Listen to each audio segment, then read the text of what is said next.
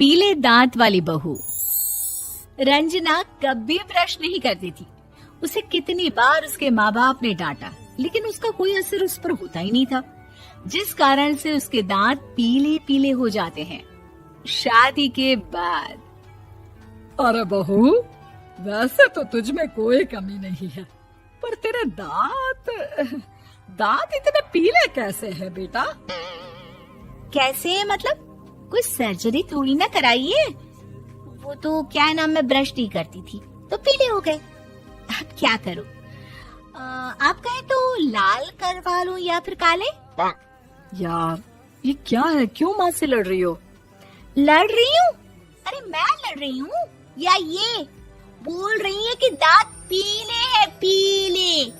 अरे तपस्या थोड़ी ना की है इन्हें पीले करने के लिए। बकायदा ब्रश नहीं किया है 20 साल तक, तब जाकर। छी, कैसी बात कर रही हो? ये उस वक्त तो पीले नहीं थे जब हम लोग तुम्हें देखने आए थे। अरे तब साफ करवा लिया होगा डेंटिस्ट के पास जाकर। अब देखो कैसे पीले पीले लग रहे हैं। रंजना सास की तरफ गुस्से से देखती है। फिर शुरू हो गई पीले पीले पीले। अरे पीले तो तब भी थे जब मेरे हाथ का रसगुल्ला उड़ा उड़ा कर खा रही थी और बोल रही थी, लड़की नहीं गुणों का खजाना दे रहे भाई साहब आप। खैर, अब वो लोग करते भी तो क्या करते, पीले दांत वाली बहू पल्ले पड़ी थी तो झेलना तो था ही। एक दिन कीर्तन में रंजना गाना गा रही थी।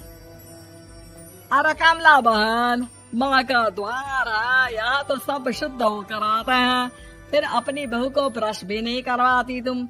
दूर से पीले पीले दांत भक्ति में बाधा उत्पन्न कर रहे हैं। अरे कोई 2 साल के बच्ची थोड़ी ना लेकर आई हूँ मैं बहू बनाकर। अच्छी खासी लड़की है, अरे कैसे करवाऊं ब्रश? ये तो उसे खुद करना चाहिए ना। अब माँ बाप तो इसके जैसे तैसे निपटा दिए, ये नहीं सोचा कि सास कैसे संभालेगी। सास बहू को लेकर घर आ जाती है, लेकिन सोच लेती है कि अब इसे लेकर कहीं नहीं जाएगी। अगले रोज बहू कहती है, अरे क्या हो गया, मंदिर नहीं जाना क्या? कीर्तन का वक्त हो रहा है।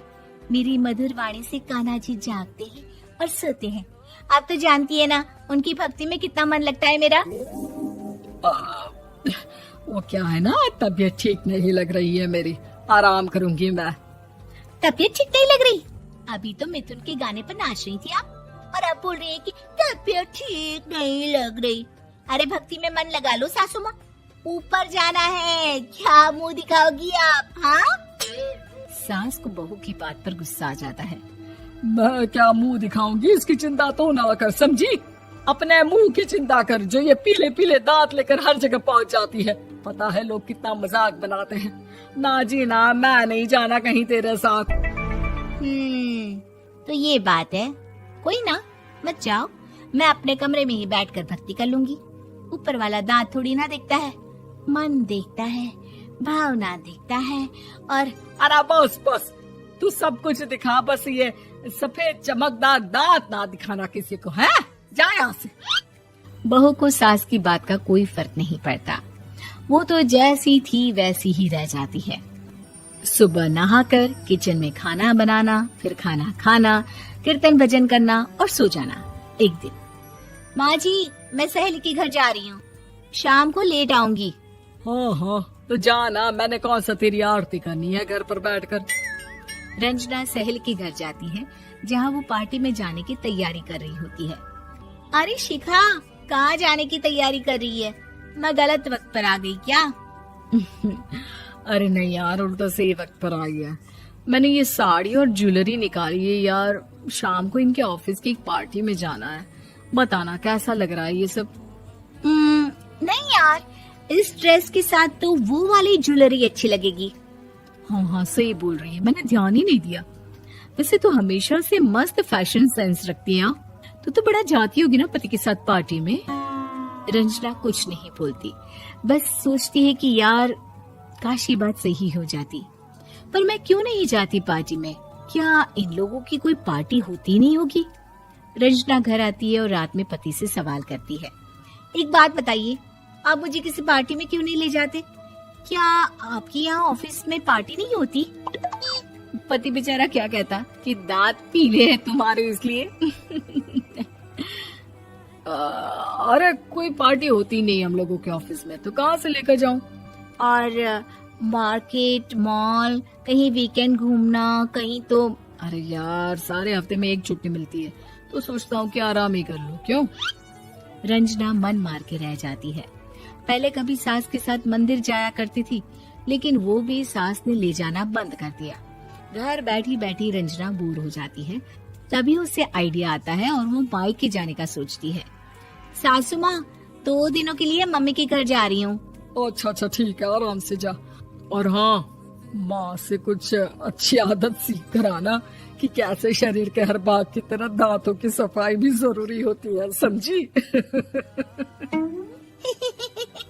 शुरू हो गई ना आप। वो लोग आपकी तरह नहीं है कि छोटी छोटी बात का बतंगड़ बना दे। उन लोगों के लिए मैं मायने रखती हूँ, ना कि मेरे पीले पीले दांत। रंजना माँ को बिना बताए उन लोगों को सरप्राइज देती है, लेकिन जैसे ही वो दरवाजे पर पहुँचती है, अंदर देखती है कि घर वाले कहीं जा रहे होते हैं। अब माँ, काश रंजना दीदी के दांतों वाली प्रॉब्लम नहीं होती, तो वो भी हम लोगों के साथ चलती ना बुआ जी की बेटी की शादी में। हाँ बेटा, लेकिन अब उसे कौन समझाए कि उसको उसके पीले दांत नहीं दिखते, लेकिन उसके आसपास के लोगों को कितना एम्बैरेसिंग फील कराते हैं। मुझे तो कितनी बार उसके स्कूल की टीचर ने शिकायत की कि उसके साथ कोई लड़की बैठना भी नहीं चाहती, और ना ही कॉलेज में कोई उससे बात करना चाहता था। लेकिन पता नहीं क्यों उसे ये बात समझ में ही नहीं आती। कोई कमी नहीं है उस लड़की में, बस यही कि दांत पीले हैं। वो तो भला हो जीजा जी और उनकी माँ का, जो दीदी को जैसी है वैसे ही रखा हुआ है। रंजना को अपने घर वालों की बात सुनकर बहुत दुख होता है। वो सोचती है कि वो क्या करे, लेकिन फिर वो सीधा डेंटिस्ट के पास जाती है, अपने दांत चमकाती है और कसम खाती है कि वो रोज ब्रश करेगी। अरे क्या हो गया? तुम तो 2 दिनों के लिए गई थी ना? पर कोई ना, अच्छा है, चलो आ गई तो।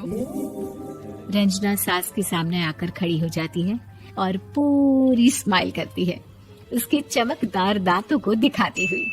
हैं? चले मंदिर। माँ, मुझे माफ कर दीजिए, मैंने आप लोगों को बहुत एम्बैरेसिंग फील करवाया। मैं आज से रोज ब्रश करूंगी।